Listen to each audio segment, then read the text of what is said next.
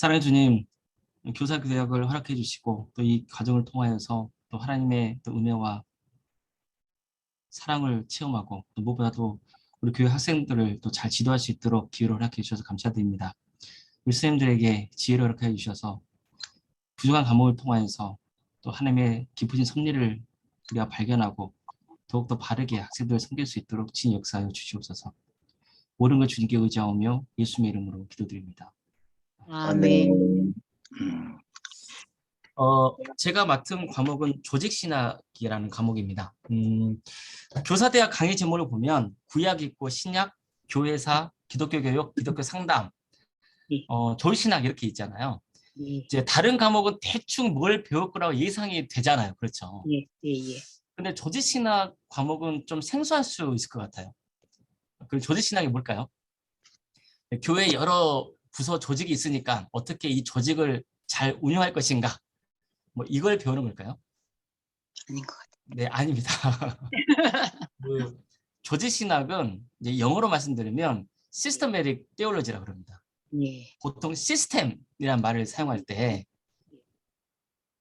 어떤 거죠? 체계를 세우거나 아니면 조직을 갖추는 것을 떠올릴 수 있잖아요. 따라서 조직신학이라면 무슨 말이냐면 신학의 여러 주제들을 체계화하고 조직화해가지고 사람들이 하나님의 뜻을 잘 이해할 수 있도록 돕는 학문이라고 보시면 돼요. 기독교 진리를 종합적으로 체계화시키는 학문을 바로 조직신학이라고 합니다.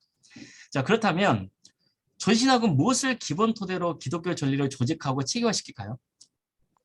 당연히 성경이죠. 조직신학은 성경을 토대로 하지만은 그 외에도 뭐 다양한 학문 분야와 소통을 합니다. 그래서 내용이 상당히 방대할 수 있고 사실 들어가면 상당히 복잡합니다. 그럼에도 불구하고 가장 기본이 되는 것은 성경이어야 돼요. 조직신학을 이용하는 데서 가장 기본이 되는 건 성경이어야 됩니다. 왜냐하면 조직신학의 가장 기본적인 임무는 성경을 바르게 해석해서 성도님들의 신앙생활을 도와야 되는 것이고 또 교회를 바로 세우는 학문이어야 되기 때문입니다. 자, 그럼 교회를 세우는 근거에 대한 자료가 뭘까요? 당연히 성경이 돼야 되죠. 그렇죠. 그래서 성경이 조직신학에서 가장 중요한 토대가 되어야 됩니다. 자, 우리가 성경을 읽어가다 보면 이런 의문이 들 때가 있잖아요. 예를 들면 어떤 말씀을 딱 읽었는데 예수님은 하나님이시다 하는 곳이 있잖아요. 또 어떤 데를 보면은 예수님은 인간이다 이렇게 말씀하거든요. 자, 그러면 예수님은 하나님이면서 동시에 인간인가? 이런 의문이 들 수 있잖아요. 또 이 문제에 대해서 성경에 나와 있는 말씀을 가지고 논리적으로 잘 조직하고 체계화해서 우리가 이해할 수 있게끔 만들어진 학문이 바로 조직신학이라고 볼 수 있거든요. 하나님은 누구신가? 예수님은 누구신가? 성령은 누구신가? 교회는 무엇인가? 종말은 무엇인가? 성령님은 무엇인가? 구원은 무엇인가? 뭐 죄는 무엇인가? 삼일째 하나님은 무언가? 뭐 이런 주제도 있잖아요. 이것들을 다 다루는 학문이 바로 조직신학입니다. 그래서 교회에서는 이런 주제를 다룰 때 보통 무슨 공부한다 그럽니까? 교리 공부한다 그러잖아요. 바로 한마디로 교리를 배울 수 있는 학문이 조직신학이에요. 자, 그럼 조직신학을 왜 배워야 합니까? 자, 우선 조직신학을 잘 배우면 내가 무엇을 믿는지 명확히 알 수 있어요. 그러니까 내가 믿고 있는 바를 명확히 알고 있기 때문에 내 신앙의 확신이 더 강해지게 되고 또 다른 사람들에게도 내 신앙을 잘 설명할 수 있는 거죠. 또 다음으로는 최소한 다른 사람들 어떤 말을 할 때 이게 옳은지 틀린지를 분별할 수 있는 능력을 갖추게 됩니다. 그러니까 성경을 바르게 읽는 안목을 갖게 해주는 거예요. 자, 생각해 보세요. 이단도 성경을 보잖아요. 우리가 똑같은 성경을 많이 보거든요. 성경을 가지고 우리 보고 틀렸다 막 그러잖아요.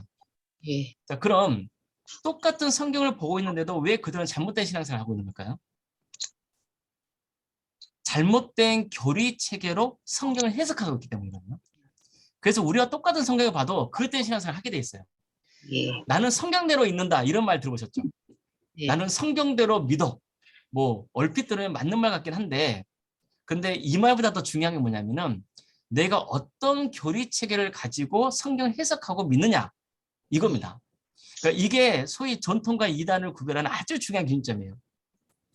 그래서 성경을 바르게 알고 바르게 믿으려면 성경 내용도 많이 아는 게 더 중요하지만 건전한 교리를 배우는 게 정말 중요하거든요. 제가 지금 건전한 교리라고 말씀드렸습니까? 아니면 완전한 교리라고 말씀드렸습니까? 건전한. 그렇죠. 건전한 교리라고 말씀드렸잖아요. 좀 전문적인 표현은 아니지만 이 교리 중에는 착한 교리가 있고 나쁜 교리가 있어요. 뭐가 음. 있다고요? 착한 착한 교리, 교리가 나쁜 있고 교리. 나쁜 교리가 있어요. 착한 교리는 뭘까요?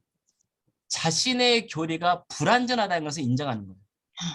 그리고 또 오랫동안 교회가 이용하면서 공증된 것을 긍정적으로 수용해요. 오랜 세월 동안 교회가 이 교리를 연구했을 거 아니에요. 예. 그런 과정에서 지금까지 가지고 있는 그 신학을 존중합니다. 자, 그럼 나쁜 신학은 뭘까요? 우리 교리만 완전하다고 주장하는 거. 보통 이단들이 이렇게 주장을 하죠. 네. 또 나쁜 신학은요, 전통을 그냥 무시해버려요. 아직 제대로 검증 단계를 거치지 않는 것을 마치 진짜처럼 주장을 하거든요. 이런 데 함부로 형용되지 말아야 됩니다. 그러니까 우리가 조이신학을 공부하면서 이 바른 교리를 배우는 것도 중요해요. 근데 이해 못지않게 중요한 게 뭐냐면은 교리를 대하는 태도입니다. 그게 바로 겸손이거든요. 그 신학은 크게 두 종류로 나눈다 볼 수 있어요. 하나는 뭐냐면은 원형 신학이라 그러고 또 다른 하나는 뭐냐면은 모방 신학이라 그래요. 나그네 신학이라고 하는데 원형 신학이 있고 모방 신학이 있어요. 신학은 크게 이 두 종류로 보면 돼요. 네. 원형 신학은 뭐냐면은 말 그대로 원형의 신학이에요. 그러니까 완전한 신학이에요. 삼일체 하나님의 의식 속에 존재하는, 즉 하나님의 자신에 대해서 가지고 있는 신학이에요. 그러니까 이것은 사람이 범접할 수 없는 완전한 신학이에요. 이거 하나님만 아시는 거예요. 그래서 어느 인간도 원형 신학을 온전히 알 수가 없는 거예요. 대신 이 원형 신학의 원체신 하나님께서 우리에게 알려주시는 것만큼만 우리가 알 수 있어요. 그럼 뭐라 그럽니까? 계시라 그러는 거예요. 계시란 말 들어보셨죠? 네. 계시란 건 뭐냐면은 감춰져 있던 것인데 드러나는 게 계시예요. 즉 하나님이 스스로 감춰져 있는 진리를 보여주시는 것, 그걸 계시라 그러거든요. 그러니까 사실 우리는 하나님께서 우리에게 알려주시는 것만 알 수 있어요. 즉 우리는 하나님이 알려주신 계시를 통해서 원형 신학을 모방할 수 있을 뿐이에요.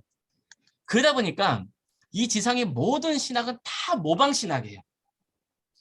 자, 그러면 오직 하나의 신학만이 존재할 수 있을까요? 이 세상에서? 그건 불가능해요. 시대의 요청이나 상황에 따라서 다양한 신학이 존재하게 돼요. 그러나 이 세상의 모든 신학은 원형 신학을 모방하는 신학이어야 돼요. 그러니까 우리는 원형 신학을 향해 가는 도상이 있기 때문에 원형 신학을 나그네 신학이라고 정의를 하거든요.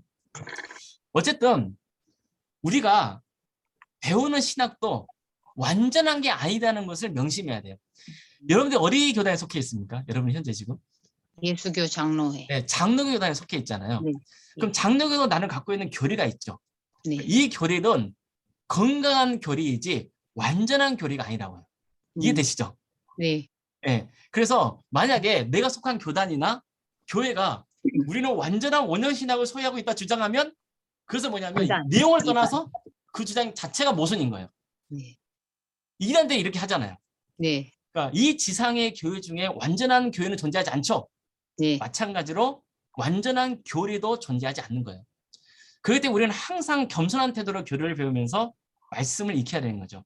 그러니까 이게 우리를 기본적으로 바른 신학으로 인도합니다. 자, 지금까지 조지신학이 무엇인지, 또 조지신학을 왜 배워야 하는지, 조지신학을 배울 때 어떤 태도를 갖춰야 하는지 살펴봤습니다. 자, 오늘은요, 조지신학의 이 방대한 주제들 중에서 신론에 대해서만 살펴볼 거예요. 네. 신론이 뭡니까? 하나님이 누구신지를 배우는 거예요. 네. 자, 성경에서 하나님에 대해서 많이 이해가 등장하잖아요. 네. 하나님의 존재를 알고 하나님이 누구신지 아는 것은 신앙생활에서 아주 중요한 기초를 할 수 있어요. 왜 그럴까요? 하나님이 존재하지 않는다면 우리가 신앙생활할 이유가 뭐가 있냐고요. 네. 그렇죠? 네. 교회가 존재할 이유가 있을까요? 또 하나님에 대해서 잘 모른다면 우리가 바른 신앙생활 할 수 있을까요? 불가능하죠. 네. 그래서 가장 기본이 되는 신학의 대상은 하나님일 수밖에 없는 거예요. 이 때문에 성경에서도 가장 처음에 적혀있는 창세기 1장 1절 말씀이 뭔가요? 태초에 하나님이 천지를 창조하시니라. 즉 창조주 하나님을 고백하고 있잖아요. 하나님이 누구시냐부터 출발하고 있는 거예요. 성경도 그래요. 이처럼 성경의 첫 말씀은 신론에서 시작됩니다. 자, 그러면 신론을 연구할 때 가장 처음 다루게 될 주제가 뭐냐면요. 과연 하나님은 존재하시는가요? 이것도 뭔 소리야? 그러니까. 당연히 하나님이 존재하시지. 존재하시지. 이렇게 우리는 그냥 넘어가지만 네. 이러면 신학이 존재할 이유가 없는 거죠.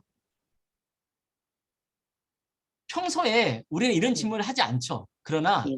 이런 근본적인 질문을 던져봄으로써 우리가 하나님을 더 잘 이해할 수도 있거든요. 자, 그럼 성경에서는 하나님이 존재하신다는 것을 어떻게 증명할까요?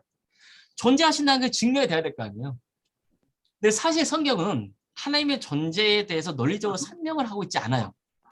그냥 하나님이 계신다고 선포할 뿐이에요. 선언합니다, 그냥. 다시 한번 창세기 첫 문장을 떠올려보세요. 하나님이 태초에 천지를 창조하셨다. 선언하죠. 네. 이처럼 성경은 하나님의 존재를 증명하지 않고 하나님이 창조하신 세계를 바라보라고 요구하는 거예요. 제가 그 철학대학을 다닐 때 어떤 일이 있었냐면요. 그 무신론자인 제 동기가 있었는데 저한테 어느 날 뜬금없이 이런 질문을 하더라고요. 야, 너 사탄의 존재 믿어? 너 귀신 정말 실제해? 악이 실제한다고 생각해? 그럼 좀 보여줘봐. 저한테 이러는 거예요. 이 친구가 이제 저 교회 다니자고 이제 장난을 친 거죠. 예. 철학과 다닌 친구들 이런 식으로 좀 놀거든요. 예. 그래서 제가 이렇게 말해줬어요. 너는 나한테 악의 존재를 증명하라고 하는 것 같은데 그럼 이렇게 한번 해볼래? 오늘 가서 뉴스도 좀 보고 신문도 좀 봐봐. 예. 세상이 얼마나 추하고 악한 범죄가 활개를 치고 있어? 지금의 세상이 평화로운 시기라서 사탄의 존재를 증명을 하겠지만 만약 전쟁이 일어난 상황이라면 사탄이 존재하지 않는다고 너처럼 쉽게 단정할 수 있을까? 나는 악의 존재를 증명할 수는 없어. 하지만 세상에 악이 존재한다는 것은 얼마든지 보여줄 수 있어. 이랬어요. 예. 그랬더니 동기가 더 이상 제 반박을 못했죠. 제가 그 친구와 대화한 방법이 뭐였나요? 악의 하나님. 존재 여부를 논리적으로 증명하진 않았잖아요. 그렇죠? 네. 네. 그렇지만 세상에 악이 얼마나 활기를 치고 있는지는 보여줄 수 있다고 했죠. 네. 마찬가지로 성경도 하나님의 존재에 대해서 굳이 증명하지 않아요. 사실 그럴 필요성을 전혀 느끼지 못하기 때문이에요. 대신 하나님이 창조하신 세계를 보라는 거예요. 그러면 이 세계를 창조하신 분이 계실 거라는 것을 알게 될 것이라는 거죠. 적어도 하나님이 존재하지 않는다고 단정 짓지는 못할 거라는 거예요. 그래서 사도 바울이 이렇게 말씀하잖아요. 창세부터 그의 보이지 않는 것들, 곧 그의 영원한 능력과 신성이 그가 만드신 만물에 분명히 보여 알려졌나니 그러므로 그들이 핑계치 못할지니라. 로마서 1장 20절 말씀이거든요. 하나님이 창조하신 세계 안에서 하나님의 영원하신 능력과 신성이 가득 차 있다는 거예요. 그래서 하나님이 창조하신 세계를 통해서 우리는 얼마든지 하나님이 계신다는 것을 알 수 있다. 자연 세계를 관찰하다 보면 정확히는 몰라도 신이 존재할 것이라는 것은 충분히 예상해 볼 수 있다는 거예요. 자, 성경 말씀이 하나님의 존재를 증명하지 않는 이유 중에는요. 구약 성경 자체가 히브리적 사고로 기록되어 있기 때문이기도 해요. 그러니까 히브리 사람들은요. 하나님의 존재를 경험을 통해서 알 수 있다고 믿었어요. 다른 성경을 보면 이런 거 있잖아요.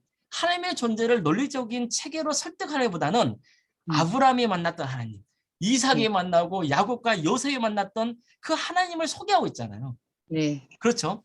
실제로 하나님도 당신 자신을 이렇게 소개하거든요. 나는 내 조상의 하나님이니 아브라함의 하나님, 이삭의 하나님, 야곱의 하나님이다. 나는 아브라함이 고백한 하나님이고 이삭과 야곱이 만난 하나님이라는 거예요. 그러니까 이처럼 히브리인들은 하나님부터 내려오는 어떤 계시에 의해서 하나님을 경험할 수 있다고 믿는 거죠. 그래서 히브리 전통에서 신학 연구는요, 이론적으로 분석하거나 체계화하는 것보다는 기도하면서 하나님의 임재를 경험하는 것을 기록하거나 성경의 구절을 깊이 묵상하면서 거기서 얻은 영감을 기록하고 가르치는 것이 실용했다고 볼 수 있습니다. 사실 이게 초대교회부터 있어왔던 아주 중요한 신학 방법이에요. 근데 이에 반해서 헬라적 사회에 익숙한 철학자들은 신을 이성적으로 사유하려고 하는 거예요. 그러니까 여기에 익숙했던 사람들이 성경을 가지고 헬라적 사회로 체계화하려는 시도가 활발히 시작한 거죠. 그래서 신학이라는 학문이 논리적으로 체계화되기 시작하는 거예요. 신학이라는 말이요, 띠올로지라고 그러거든요. 예. 분야가 뭐냐면은 데오스, 신, 그리고 로기, 즉 뭐냐면은 노기야, 말, 논리 이런 뜻이에요. 이 둘은 합쳐진 게 신학이라고 그래요. 그러니까 신에 대해서 논리적으로 설명한 것을 신학이라 정의했던 거예요. 사실 이것은 그 철학자 플라톤이라는 사람이 있는데 이제 이분이 썼던 용어예요. 근데 이 용어를 기독교가 그대로 수용한 겁니다. 자, 그러면 이 방법을 존중해서 어떻게 설명했는지 한번 들어보세요. 자, 예를 들면 이런 거예요. 자연세계를 보면 뭔가 조화롭게 작동하는 원리가 있죠. 네. 원인과 결과의 관계가 존재해요. 그렇잖아요. 네. 원인이 있어서 결과가 도출되잖아요. 예를 들면 저는요, 아버지와 어머니 사이에 태어났잖아요. 네. 그렇다면 부모님이 내 존재의 원인이고 나는 태어난 결과잖아요. 네. 자, 그럼 제 부모님은 또 어떻게 된 거예요? 제 부모님은. 할머니, 그 할아버지. 부모님이 그렇죠. 부모님에서 태어난 거죠. 예, 예. 그러면 그 부모님이 원인이 되고 제 부모님은 결과가 되는 거예요. 네. 계속 거슬러 올라가다 보면 첫 인간이 있겠죠. 네. 그렇지 않을까요? 자, 예, 예. 그럼 그 인간은 어디서 온 거예요? 하나님이 창조하시고. 이제 그렇게 하면 이야기가 다 끝나는 거고. 그러나 그 인간을 존재하게 한 최초의 원인이 뭘까? 이걸 고민하게 되는 거예요. 그렇잖아요. 저는 인간이 될 수는 없죠. 그러니까 창조주를 부정한다면 답은 뭐로 나오겠어요? 우연히 존재하게 되었다는 말로밖에는 설명이 거의 불가능한 거예요, 사실은. 자, 따라서 헬라어 사유로 현재 소위 말해서 과학적인 사고거든요, 이게. 그러니까 아주 기본이 되는 원인과 결과 구조로 사고를 하다 보면 필요 세계의 존재를 가능하게는 최초의 원인이 존재하게 된다는 결론에 이르게 되는 거죠. 바로 그 최초의 원인이 신일 것이라고 충분히 가정해 볼 수 있다는 거예요. 근데 성경에도 과학적인 인과관계를 설명하고 있지 않지만 최초의 원인이 누군지는 밝히고 있잖아요. 그냥 창세기 1장 1절에서 네. 태초 하나님이 천지를 창조하셨다. 네. 하나님께서 없는 것을 존재로 창조하셨다는 거예요. 그래서 하나님이 없던 것을 있게 하신 모든 존재의 근원이라는 거잖아요. 이것을 신학에서는 뭐라고 표현하냐면은 무로부터의 창조라고 표현합니다. 네. 또 한 가지 예를 들어볼까요? 우리가 자연 세계를 막 관찰하다 보면 영원한 게 없다는 걸 알 수 있잖아요. 그렇죠? 예. 예. 모든 존재는 언젠가 사라지잖아요. 예. 경이답게 엄청나 이쁘게 피어있는 벚꽃도 곧 질 거예요. 그렇잖아요? 예. 동물들이 태어나면 언젠가 죽죠. 인간의 예. 예외가 아니거든요. 자, 그렇다면 자연 세계가 어떤 것도 자신이 존재하는 것의 주인이 될 수 없잖아요. 그렇잖아요. 내가 존재의 주인이라면 내 마음대로 존재할 수 있어야 되잖아요. 그런데 나는 나의 존재를 영원히 지킬 수 없거든요. 자, 그렇다면 내 존재에 진짜 주인이 있을 것이라는 가정이 설득되는 거예요. 그분이 하나님이시라는 설명이 가능해지는 거죠. 자, 그렇다면 여기서 하나님과 필요세의 근본의 차이를 알 수 있잖아요. 하나님은 스스로 존재할 수 있죠. 그렇죠. 피조 세계는 스스로 존재할 수 없죠. 예. 하나님은 그 어떤 것에도 영향을 받지 않고 전혀 한계가 없죠. 네. 하나님이 스스로 존재하신다는 말을 성경에서 뭐에서 들어본 것 같지 않으세요? 하나님은 스스로 존재하신다. 예. 들어봤어. 하나님께서 40년간 광야 생활을 모세를 부르시잖아요. 그래서 너보고 이제 모세 보고 야, 너 애굽에 가서 이스라엘 백성들 구원해 그러잖아요. 모세가 황당하잖아요. 당황하고. 그래서 내가 백성대에 가서 조상의 하나님께서 나를 보내셨다 할 텐데 그러면 그 사람들이 그 신의 이름이 뭐냐고 할 텐데 제가 뭐라 말합니까? 그때 하나님께서 이름을 알려주시죠. 그게 뭡니까? 나는 스스로 있는 자다. 스스로 있는. 그렇죠. 나는 스스로 있는 자라 말씀하시잖아요. 네. 여기서 하나님은 어떤 존재에도 제약을 받지 않는 분, 즉 창조의 의미가 담겨 있는 것이고 하나님은 시공간을 초월해 계시는 분, 영하신 분이라는 것을 고백하고 있는 거예요. 이해되시죠? 네. 자, 정교한 질서 체계가 우리 사회에 분명히 있죠. 제가요, 사실은 옛날에 신학 교육자 생활 하기 전에, 목회하기 전에는 제가 기상대에서 예보 업무를 좀 근무를 했었거든요. 예. 처음 하신 분들도 있을 텐데. 근데 우리나라 기상을 보면요, 이 편서풍지대. 예. 편서풍지대라는 뜻이 무슨 말이냐면 모든 기상은 어떻게 합니까? 항상 기압이 서쪽에서 동쪽으로 움직여요. 예. 그러니까 이런 자연 질서가 있기 때문에 날씨를 예측할 수 있는 거죠. 자, 제가 예보 업무를 하다 보면요, 좀 짜증나고 서운한 게 좀 있었어요. 날씨를 잘 맞추면 사람들이 날씨 잘 맞췄다고 기상대 근무하는 사람 박수 쳐줍니까? 안 그렇죠? 당연한 거잖아요. 예. 가끔 예보 틀리면 이제 예보하는 사람이 그것도 못 맞추냐고 막 언성을 드려야 되거든요. 욕을 바가지 얻어 먹습니다. 예. 그래서 예보가 틀리면요, 전화 받기가 참 힘들어요. 민망합니다. 한 번은 제가 근무 중일 때 날씨 예보가 틀렸어요. 그래서 전화 북새 통인 거예요. 막 전화 오고 난리 났어요. 이때 함께 근무했던 분이 짜증스럽게 이렇게 말하더라고요.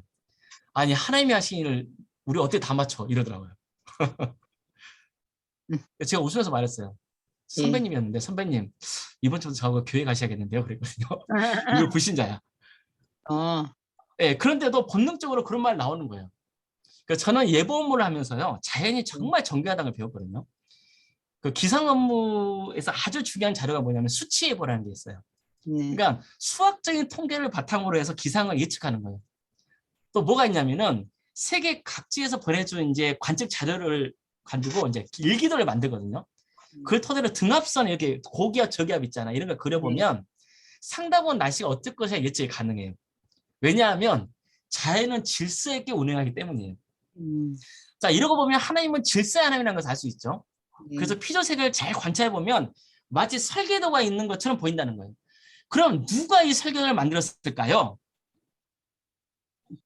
자연 스스로가 수많은 시행착오를 겪으면서 스스로 만들었다고 주장하는 사람들 있죠. 이제 진화론 자를 보통 이게 주장하거든요. 그런데 이것은 확률적으로 거의 불가능하다고 볼 수 있습니다. 오히려 설계도를 만든 신이 있을 것이라고 말하는 게 합리적일 수 있는 거죠. 자, 이 밖에도 우리가 자연을 보면 감탄하잖아요. 너무 아름답다. 그래서 뭐라 그럽니까? 신의 작품이다. 그래서. 어쨌든 자연 세계를 분석하거나 경험함으로써 우리는 신의 존재를 인식할 수 있어요. 자, 이뿐만 아니라 인간에 뭐가 있습니까? 양심이라는 게 있잖아요. 사람은 양심을 통해서 무엇이 선이고 악한지 분별할 수 있거든요. 악한 짓을 하면 양심의 가책을 받고 죄의식을 갖게 되잖아요. 네. 내가 저지른 악한 행동을 해결받지 못하면 죽어서 지옥에 갈 것이라는 생각을 갖게 되거든요. 사람들이 있잖아요. 뭐 TV 보다가요. 뭐 진짜 나쁜 일 하는 사람 딱 보면 뭐라 그럽니까? 저 천벌 받으려고 그러잖아요. 예. 저 지옥 가려고 그러지 않나요? 네. 신앙 있는 사람들 이것만 하거든요. 이것은 사람에게 양심이 있기 때문이에요. 그 양심 어디서 왔습니까? 그러니까 사람들이 진화의 과정을 거치면서 도덕적인 부분도 함께 진화했다는 주장이 있거든요. 근데 그게 그리 단순한 문제가 또 아니에요. 생각해 보세요. 예를 들어서 죽음 후에 아무 판결이 우리를 기다리고 있지 않다. 어떤 심판도 우리를 기다리고 있지 않다. 죽으면 끝이다. 그러면 사실 우리가 이 세상에 뭐 양심적으로 살아야 이유가 있나요? 박살. 아니 나쁜 일 다 해가면서 떡떡하게 사는 사람들에 대해서 우리가 뭐 할 말이 있습니까? 어차피 한평생 살 건데. 우리의 윤리적인 기반이 많이 약해집니다.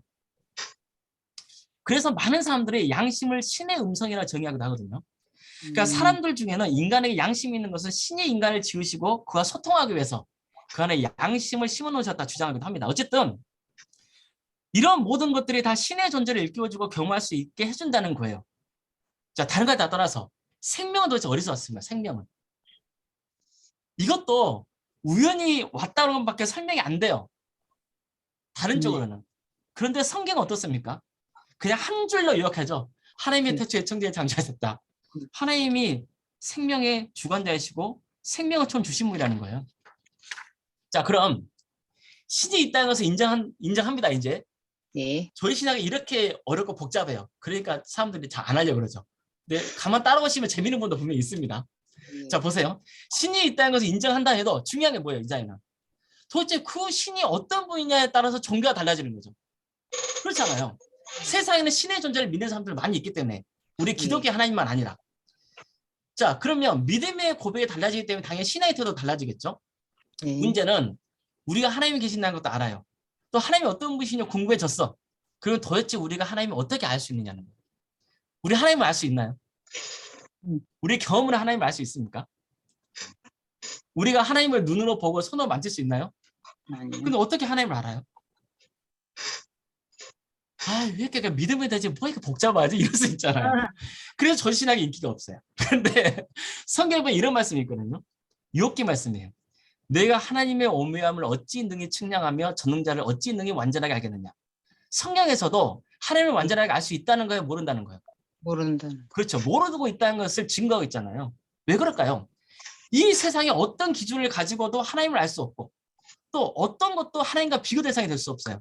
그래서 신앙에서는 어떤 용어를 사용하냐면 하나님은 감추어진 하나님이다. 이렇게 표현하기도 하고 하나님은 초월해 계시는 분이다. 이런 표현도 하거든요.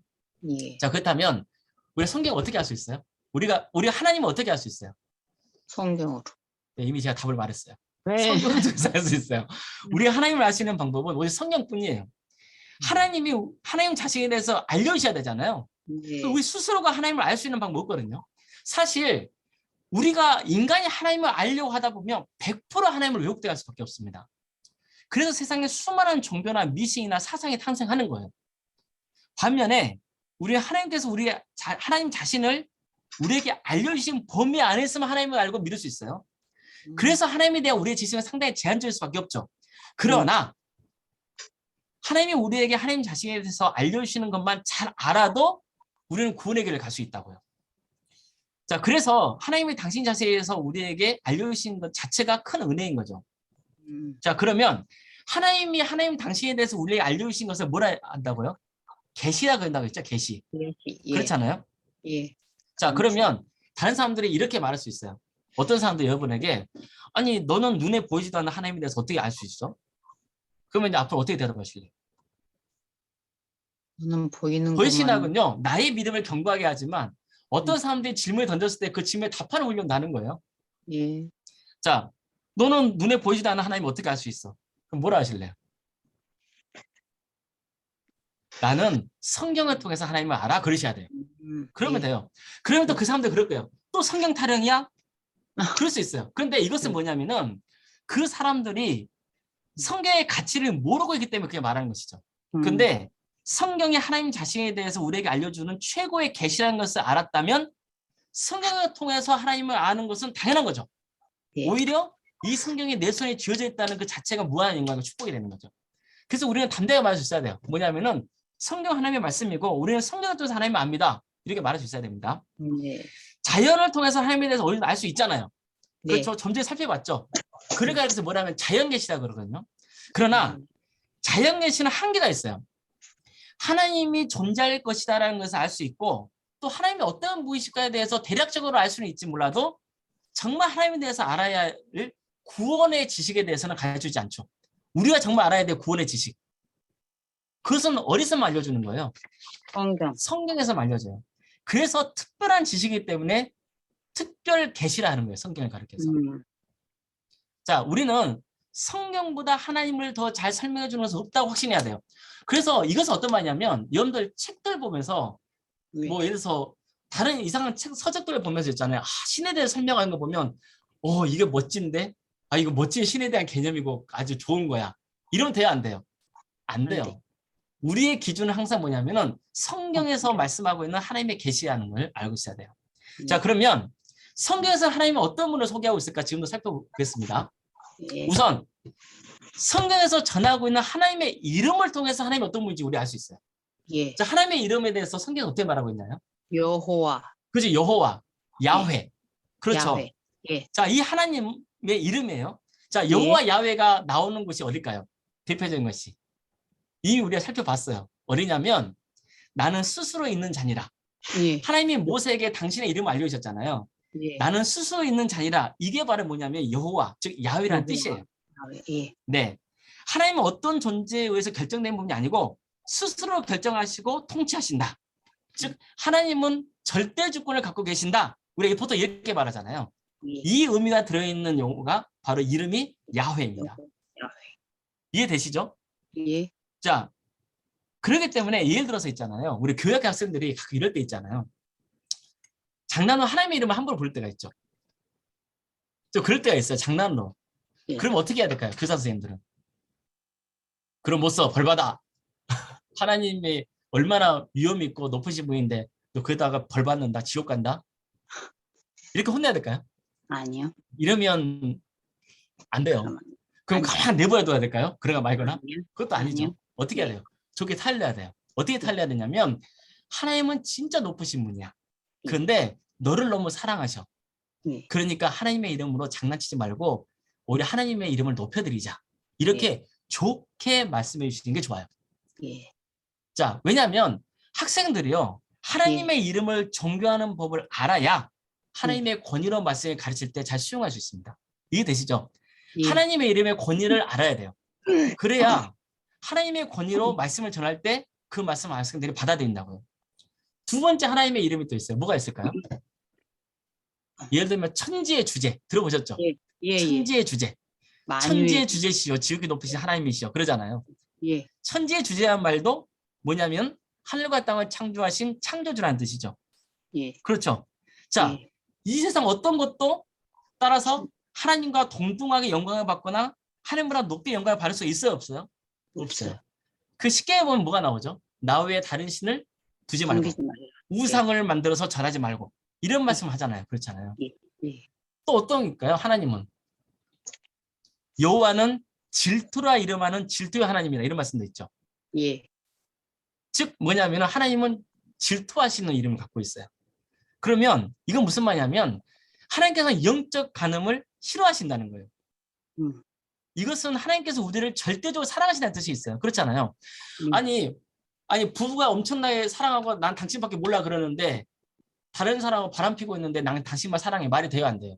안 돼요. 그건 안 되는 거잖아요. 네. 당연히 사랑에는 질투가 포함되어 있는 겁니다. 그래서 절대 하나님 외에 다른 대상과 바람을 피워서는 안 되는 거예요. 네. 오직 하나님만 경배하고 사랑해야 됩니다. 네. 또 주님이라는 뜻도 있죠. 주님. 네. 히브리어로 아도나이라 그럽니다. 주인. 주님도 당연히 모든 만물의 주인이시고 우리 인생의 주인이라는 뜻을 갖고 있죠. 근데 이 주님이라는 표현이 신약 시대에는 누구의 이름에 붙죠? 예수. 그렇죠. 주 예수 그리스도 그러잖아요. 예. 주 예수 그리스도. 이것은 무슨 말이냐면 예수님도 하나님과 동등한 입장. 그렇죠. 동등한 위치를 갖고 있다는 것을 강조하고 있는 거죠. 하나님 아버지 그러잖아요. 네. 그렇죠. 네. 하나님과 아버지가 계시니 그러잖아요. 예. 자, 그러면 하나님은 천지를 창조하시고 주재하시는 분이시되 동시에 나의 아버지세요. 그러면 이것은 어떤 의미냐면은 하나님이 우리를 사랑하시고 보호해 주시는 분이라는 것을 알려주죠. 네. 그러니까 제가 앞에서 하나님을 부를 때 경외심을 갖도록 학생들을 교육시키는 게 중요하다고 말씀드렸잖아요. 네. 그렇다고 해서 하나님을 두렵고 무서운 분으로 가시는 뜻이 아니에요. 하나님은 정말 높으시고 우리가 경외해야 될 대상이지만 그 하나님께서 나를 지극히 사랑하시다는 것을 먼저 알려주셔야 돼요. 그러니까 공포가 신앙의 토대가 되지 않도록 해야 됩니다. 이거 아주 중요합니다. 예. 근데 이걸 잘못해서 많은 사람들이 신앙에 왜곡되는 경우가 상당히 많이 있습니다. 공포가 신앙의 토대가 되잖아요. 네. 그러면 그 사람은 사랑의 하나님을 경험하기 참 어렵습니다. 그래서 신앙 안에서 자유의 행복을 경험하지 못하게 되는 경우가 상당히 많이 있죠. 자, 지금까지 하나님이 누구신가에 대해서 그분의 이름을 통해서 알아봤어요. 근데 사실 성경에서 하나님이 누구신가를 아는 방법은 하나님의 이름만 아니고 하나님 주신 말씀이랄지 또 하나님이 하신 사역을 통해서 또 하나님을 설명하기 위해서 사용하는 여러 이미지가 있잖아요. 그걸 통해서도 하나님이 누구신지 전하고 있거든요. 예를 들면 하나님은 왕이시다, 남편이다, 목자다, 뭐 토기장이, 뭐 농부, 뭐 사자, 하나님은 빛이시다. 이게 설명하잖아요. 네. 그러니까 시간 관계상 제가 하나님의 이름만 가지고 하나님이 누구신가 알아보고 뿐이에요. 근데 이런 전체적인 내용들을 보면은 더욱더 풍성하게 하나님이 어떤 분이신지 알 수 있는 거죠. 그렇게 되면 우리는 이제부터는 뭘 알 수 있냐면 하나님의 본질을 알 수 있는 거예요. 하나님은 어떤 분이십니까? 한번 따라해 볼까요? 하나님은 창조주시다. 창조주시다. 네. 지금 또 계속 강조하고 있죠. 하나님은 창조주시다는 것을 알 수 있어요. 예. 두 번째, 하나님은 영이시다. 하나님은 네. 영이시다. 하나님은 영이시다는 걸 알 수 있어요. 네. 자, 그러면 하나님은 영이시기 때문에 시공간의 제약을 받아야 안 받아요? 안 받아요. 안 받아요. 자, 그리고 하나님은 영이시기 때문에 우리의 외형을 보지 않고 마음의 중심만 보시죠. 예. 그렇죠? 예. 그래서 하나님의 본질을 알아야지 우리가 어떻게 하나님을 섬겨야 하는지를 알 수 있는 거예요. 그러니까 외형적인 업적이 중요한 게 아니라 얼마나 내가 마음을 다해서 하나님을 사랑하며 섬겼느냐가 중요한 거죠. 또 하나님은 영이시기 때문에 하나님은 나눠지거나 더해지지 않아요. 네. 무슨 말이냐면 여러 영들이 혼합된 분이 아니란 말이에요. 상황에 따라서 이리저리 분해되는 분도 아니에요. 하나님은 그 자체가 하나이시고 완전한 영이십니다. 또 세 번째로 하나님은 사랑이세요. 예. 뭐 사랑에 대해서는 뭐 더 이상 말 안 해도 되겠죠. 예. 하나님의 사랑은 자신의 모든 것을 내어주는 아가페 사랑입니다. 예. 그래서 하나님의 본질은 크게 세 가지만 하시면 된다고 생각해요. 하나님은 창조주시다. 하나님은 영이시다. 하나님은 사랑이시다. 이것만 아셔도 된다 생각합니다. 예. 자, 그러면 이제 하나님의 본질을 알았으니까 이제는 하나님의 속성을 알아야 돼요. 하나님의 특징이나 성질이 무엇인가 아는 게 중요한 거죠. 그러니까 일반적으로 하나님의 성품이 뭔지를 살펴보는 거예요. 질문 하나 드려볼까요? 예. 다 맞추겠지만 하나님은 불완전합니까? 완전합니까? 완전하시죠. 하나님은 완전한 분이시죠. 예. 하나님은 언제나 지혜롭고 정의로우십니다. 예. 그러니까 우리가 하나님의 속성을 살펴볼 때 반드시 하나님은 완전한 분이라는 것을 기억해야 돼요. 자, 보통 신학에서는요. 하나님의 속성에 대해서 말할 때 공유적 속성과 비공유적 속성을 나눕니다. 뭐라 나눈다고요? 공격 속성과 공유적 속성, 공유, 비공유적 속성 이렇게 나옵니다. 공유적. 네. 공유적 속성이란 무슨 말이냐면 하나님과 우리 사이에 공통적인 부분이 있다는 뜻이에요. 근데 공유한. 비공유적 속성이란 무슨 말이냐면 하나님과 우리 사이에 공통적인 게 있어요, 없어요? 없다는 거예요. 자, 그러면 하나님의 비공유적 속성에 대해서 살펴보겠습니다. 먼저 하나님의 자존성이에요. 하나님은 스스로 존재하는 분입니다. 예, 사람은 스스로 존재할 수 있습니까? 없습니다. 무조건 어떤 존재에 의존해 있게 되어 있어요. 예, 가장 중요한 근원은 우리 하나님께 의존해서 살아야 되는 거죠. 예, 모든 세상의 피조물 존재들은 하나님께 의존해서 살아야 되고 스스로 존재해서 살아갈 수 없습니다. 자, 두 번째, 하나님의 네. 불변성이에요. 불변. 하나님은 변하지 않으세요. 그래서 이런 말이 있습니다. 하나님의 약속은 파기되지 않는다. 하나님의 네. 세우신 구원의 약속은 절대 변하지 않는다. 네. 인간의 계획은 자꾸 바뀌죠. 네. 내 의지로 바꿀 수도 있고 어쩔 수 없이 바뀔 수도 있잖아요. 네. 그러나 하나님은 변치 않아요. 그래서 우리는 언제나 하나님을 신뢰할 수 있는 거예요. 우리가 변함없는 하나님의 사랑을 신뢰할 수 있는 것, 하나님의 정의로움을 신뢰할 수 있는 것은 뭐냐? 하나님은 불변하신 분이기 때문에. 또 하나님의 영원성이에요. 자, 하나님은요, 시간을 넘어서 계시는 분입니다. 그리고 예. 시간 안에 계세요. 예. 그래서 시간을 다스리세요. 음. 그래서 영원하신 하나님을 신뢰하는 사람은 사실 시간에 쫓기는 삶 속에서도 평안과 안식을 누릴 수 있고 또 죽음이 임박한 상황에서 위로를 얻을 수 있습니다. 하나님의 비공개 속성에 뭐가 있냐면은 하나님의 편재성도 있어요. 편재성이 무슨 말인가요? 공간도 초월해 계신다는 뜻이에요. 공간을 초월해 계십니다. 예. 그래서 하나님의 편재성을 믿으면 우리가 어디에 있더라도 하나님께 기도할 수 있고 하나님이 어디서든 나와 함께 하시기 때문에 두렵고 외롭지 않을 수 있는 거예요. 그래서 코로나 상황에서 우리가 이랬잖아요. 하나님은 집에서 예배를 드려 하나님 받으십니다. 어디서 예배를 드려 하나님 받으신다 그랬잖아요. 이게 뭐냐면 하나님의 편재성이라는 비공유적 속성이 토대가 되기 때문에 그런 거예요. 네. 자, 또 뭐가 있냐면 하나님의 단일성이에요. 하나님은 여러 가지 섞인 합성물이 아니란 뜻이에요. 분리되거나 구분되지 않아요. 하나님은 그냥 절대적으로 단일한 분이세요.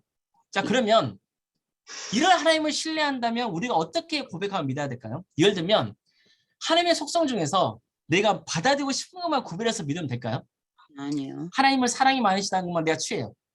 반면에 하나님의 심판을 부정하고 무시하면 될까요? 안 돼요. 그럼 안 되는 거죠. 그것은 하나님의 단일성을 부정하는 거예요.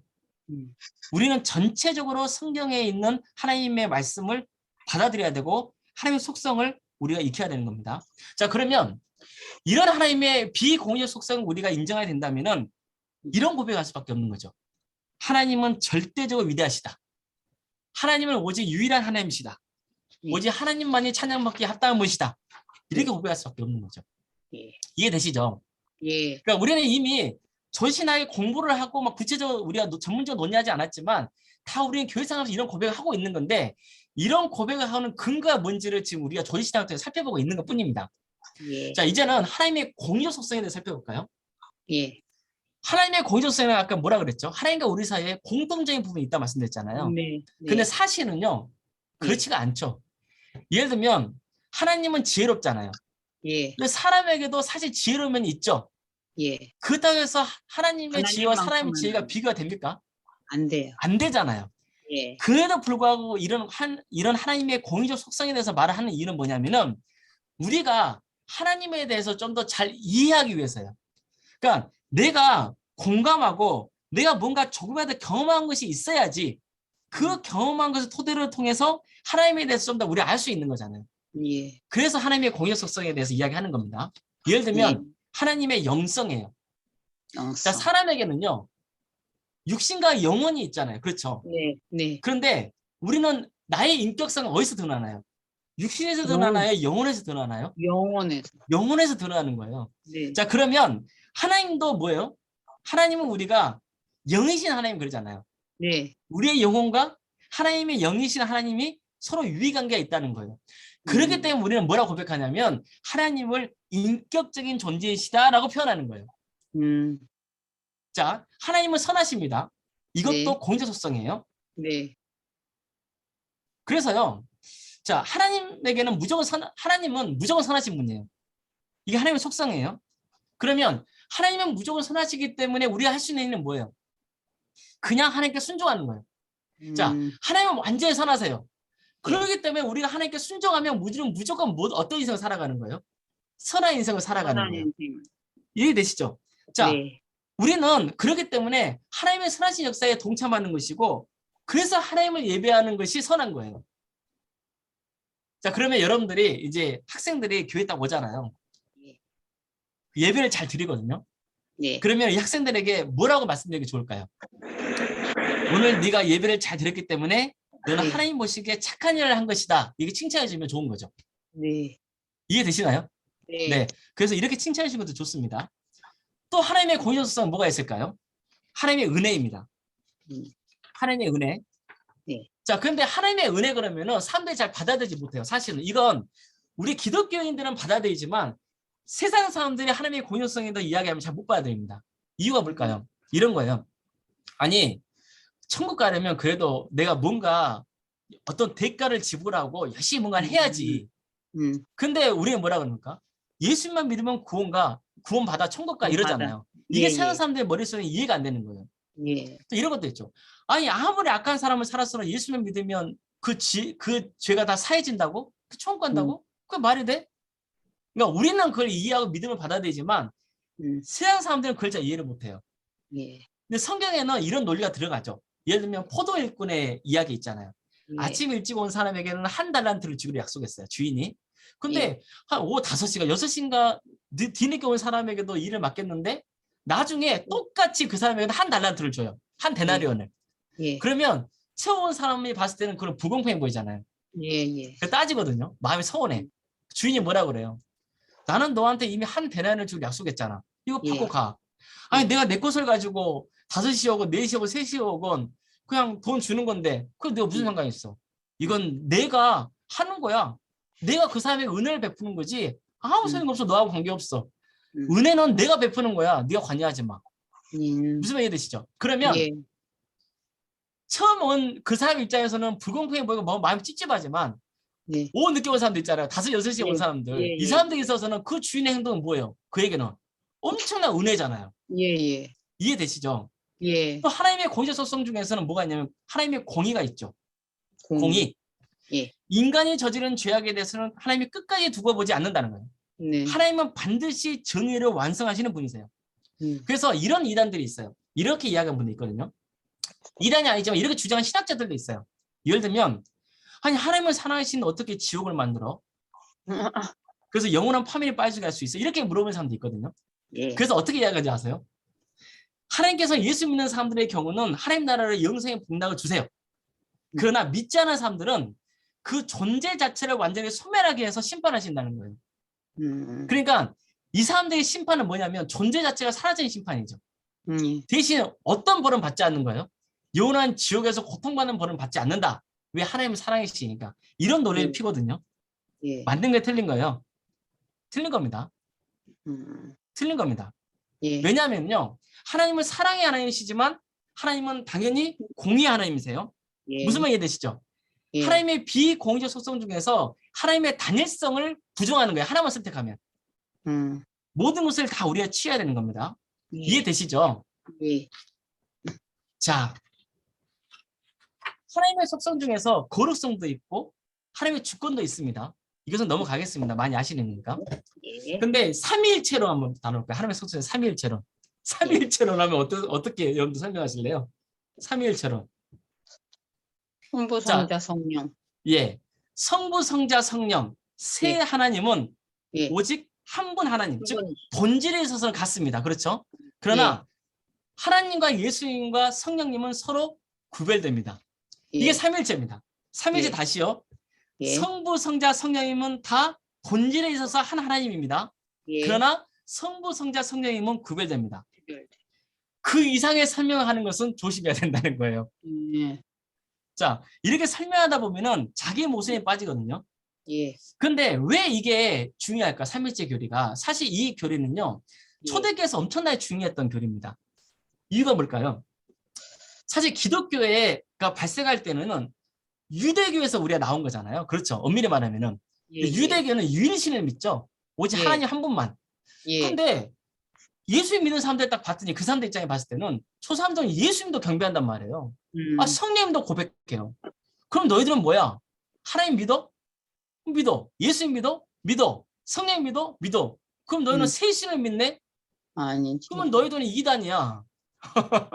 유일신을 믿는 게 아니야. 이런 거예요. 근데 초대교회 성도들 입장에서 그게 아니거든요. 우리는 한 분 하나님을 고백해요. 그러나 내가 신앙생활하면서 예수님이 주님이신 것을 고백해요. 성령인 것을 고백한단 말이에요. 근데 이것을 체험적으로 고백을 하나 사람들이 그런 공격을 하니 이것을 이론적으로 방어를 해야겠는데 이론적으로 방어를 하다 보니 자꾸 문제가 왜곡되는 경우가 생기게 되는 것이죠. 예. 근데 사실 삼일체 교리가 중요한 일은 뭐냐면요. 삼일체 하나님을 우리가 고백함으로써 더 풍성한 하나님의 역사를 경험할 수 있게 되고 또 한 가지는 뭐가 있냐면은 이단을 잡을 수가 있어요. 아, 저건 이단이야. 저 틀렸어라는 걸 잡을 수 있는 아주 중요한 교리가 삼일체 교리예요. 예. 시간 관계상 이것은 넘어가도록 할게요. 그냥 단지 오늘 이렇게 말씀드려 볼게요. 뭐냐면은 삼일체 하나님은요. 성경에 나옵니까 안 나옵니까? 싸우죠. 나옵니다. 삼위일체라는 말은 등장하지 않습니다. 그러나 예. 삼일체 하나님의 역사는 등장합니다. 예를 들어서 이런 거죠. 예수님의 세례를 받으실 때 예. 성령이 비둘같이 임하죠. 네. 그리고 하나님께서 음성을 주시죠. 말씀을. 예. 너는 내 예. 사랑하는 아들이요 내 기뻐하는 자다. 한 예. 사건 안에 세례를 받으신 예수님과 성령님께서 비둘같이 임하신 것과 하나님께서 말씀하시는 거 어떻게 해요? 삼일체 하나님의 역사가 일어나는 거죠. 그렇죠. 예. 부활하신 예수님께서 뭐라 말씀하십니까? 너희는 가서 아버지와 아들과 성령의 이름으로 세례를 주고 내가 내게 분부한 모든 것을 가르쳐 지키게 하라 그러잖아요. 예. 그렇죠. 그래서 예. 우리가 세례식 할 때 어떻게 합니까? 성부와 성자와 성부와 성자, 성령의 이름으로 내가 너에게 세례를 주노라 그러잖아요. 네. 그렇죠. 성령 하나님의 역사, 삼일체 하나님의 역사예요. 예. 축도할 때 어떻게 하면 축도. 성부와 성자와 성령의 이름. 즉 주 예수 그리스도의 은혜와 하나님의 사랑과 성령의 교통하심이. 고린도후서 13장 13절 이하의 말씀을 가지고 하는 거거든요. 예. 보세요. 축도하는 거, 세례를 베푸는 거, 그다음에 어떤 그 교회 생활하면서 중요한 어떤 하나님의 역사, 이것들은 전부 뭐냐면은 삼일체 하나님의 역사가 있다는 것을 이미 초대교회가 고백을 하고 있었던 거예요. 네. 그러니까 우리는 이런 고백을 믿음으로 받아들이면 되는 거예요. 단지 우리가 이것을 이성적 이해하기 정말 어려운 게 뭐냐면은 하나님은 우리와 존재 양식이 다르기 때문에 그런 거예요. 예. 그렇잖아요. 그렇기 때문에 예. 어려운 것입니다. 근데 특별히 제가 삼일체 교리와 관련해서 좀 드리고 싶은 말씀이 있어요. 뭐냐면은 우리가 너무 교리 차원에 접근하지 말고 실제로 삼일체 역사의 하나님을 고백하는 또 하나의 장면이 있거든요. 그게 뭐냐면은 요한복음 17장입니다. 요한복음 17장에는 뭐가 등장하냐면은 예수님이 십자가에 달리시기 전에 하나님께 기도하신 장면이 나오거든요. 기도문이 상당히 길어요. 근데 거기 어떤 내용이 나오냐면 우리가 서로 하나의 듯이 우리 내 제자들도 서로 하나가 되게 하옵소서. 이런 제목이 나옵니다. 또 어떤 게 나오냐면 하나님과 아버지가 내가 아버지 안에 아버님께서 내 안에 계신 것처럼 저들이 서로 하나가 되게 하옵소서. 뭐냐면 교회를 위해서 기도하는 장면이에요. 예. 그러면서 세상 사람들이 우리를 보면 이 사람들 이 교회를 보면서 하나님께서 예수님을 이 땅에 보내신 것을 믿게 할 수 있습니다라고 고백하는 거예요. 다시 말하면 뭐냐? 삼위일체 하나님은 한 본질이시며 구별되지만 하나의 역사를 이루어 가시잖아요. 예. 분열되지 않잖아요. 다투지 예. 않잖아요. 분열되지 않잖아요. 마찬가지로 삼위일체 하나님을 고백하는 교회 공동체는 하나를 지향해야 한다는 거예요. 예. 그랬을 때 어떤 역사가 일어나느냐? 선교의 역사가 일어난다는 겁니다. 그래서 삼위일체 교리를 특별히 저는 오늘날 우리 시대에 있어서는 이 점을 좀 더 중요하게 봐야 되지 않을까 이런 마음이 듭니다. 예. 자, 마지막으로 볼 게 뭐냐면요. 하나님은 무슨 일을 하시는 거예요? 마지막으로. 하나님은 존재하세요. 그렇죠? 또 하나님이 어떤 분이시냐 배웠어요. 자, 이제는 뭐냐면 하나님은 어떤 일을 하시냐는 거예요. 그건 뭐냐면 중요한 걸 이걸 가리켜서 하나님의 작정이라고 합니다. 근데 하나님의 작정을 이해할 때 가장 중요한 건 뭐냐면요. 하나님의 절대 주권이에요. 모든 것은 하나님의 절대 주권이에요. 하나님의 계획하신 대로 그분의 뜻을 이루어가세요. 하나님의 작정은 이미 창세 전부터 있었어요. 그래서 이미 구원의 완성까지 이미 다 이루어져 있어요. 우리는 그런 하나님의 전체 구원의 여정 가운데 참여하고 있는 거예요. 자, 그렇다면 이런 문제가 가능하잖아요. 죄의 책임은 누구에게 있어요? 이 세상에 네. 악한 것도 있잖아요. 예. 자, 이것을 어떻게 설명해야 되냐면 하나님은 완전히 선하시잖아요. 예. 그렇죠. 예. 그러나 죄에 대해서도 하나님은 선용하세요. 악에 대해서도. 아니. 그러나 아니. 죄에 대한 악에 대한 책임은 누구에게 있냐면 당사자에게 있는 겁니다. 아, 예를 들면 이런 겁니다. 이건 요셉 있죠. 요셉. 예. 요셉이 형제들이 시기해가지고 요셉을 구덩이에 빠쳐가지고 나중에 애굽의 종을 팔아버리잖아요. 애굽으로 예. 이제 애굽에 팔려가잖아요. 예. 그렇잖아요. 예. 자, 그랬을 때 보세요. 결국은 나중에 요셉의 형들이 요셉 애굽의 총리한테 요셉 앞에 무릎을 꿇고 죄송합니다 그러잖아요. 우리는 당시의 종입니다. 그랬을 때 요셉이 뭐라 그럽니까? 아닙니다. 형님들은 분명히 나를 헤아려 했으나 하나님께서는 그것을 악을 선으로 바꿔서 온전 수많은 사람들의 생명을 구원하셨습니다. 이런 말을 하잖아요. 예. 자, 그러면 보세요. 요셉을 통해서 하나님께서 애국과 요셉의 가문과 또 어떤 이방 민족들의 생명을 구원하기 위한 것은 하나님의 거대한 구원의 역사 속에 들어가 있는 거죠. 네. 들어가 있어요. 그러나 예. 거기에서 형제들의 악을 행한 것은요. 형제들의 악을 행한 거예요. 예. 그들의 악을 행하지 않았다 하더라도 하나님의 구원의 역사가 이루어가는 거예요. 근데 그 과정 속에서 형제들이 악한 짓을 한 거예요. 예. 근데 하나님께서 어떻게 해요? 그 악한 짓조차도 뭐로 만든 거예요? 선하게 만드셔서 하나님의 구원 역사에 사용하신 거예요. 자, 꼭 이렇게 나오면요. 예정론에 나와요. 예정론. 제가 이제 지쳐가네요. 힘들어요. 예정론. 예정론이 뭔가요? 예정론. 구원과 관련해서 하나님은 구원받을 자와 유기할 자를 미리 예정하셨다는 거예요. 놓으셨다. 예. 자, 이러면은 좀 기분이 좀 묘해지죠. 그러면 예. 이미 하나님은 구원받을 자와 구원받지 않을 자를 특정하셨으면 예. 아유, 억울한 사람 엄청 억울하잖아요. 예. 예. 그 어떻게 설명해야 돼요? 이게 완전한 설명은 좀 어려울 수도 있습니다. 그러나 이렇게 이해하시면 돼요. 예를 들면 우리는 이미 파멸 상태에 빠져 있는 거예요. 죄악 속에. 예. 빠져 있습니다. 그러나 건짐을 받은 거예요. 예. 건짐 받은 사람에게 있어서는 은혜예요. 그러나 이미 파멸당하고 있는 사람에게 있어서는 파멸당하는 게 정의예요. 그러니까 뭐 똑같은 조건 안에서 너를 구원하고 멸망할 그런 개념이 아니라는 거예요. 그러니까 예정론 안에서는 사실은 하나님의 은혜와 하나님의 정의 역사가 동등하게 있다고 볼 수 있어요. 그런데 이것보다 중요한 게 뭐냐면 예정론을 믿는 사람들의 인생의 삶이에요. 저는 그게 더 중요하다고 봐요. 자, 이런 비유가 있어요. 뭐냐면요. 세상에 배를 타고 갔어요. 근데 한 사람이 물에 빠졌네요. 예. 근데 배에 있는 한 사람은 운명론자예요. 운명론자. 뭐라 얘기하냐면은 저 사람이 배에서 물에 빠진 것은요.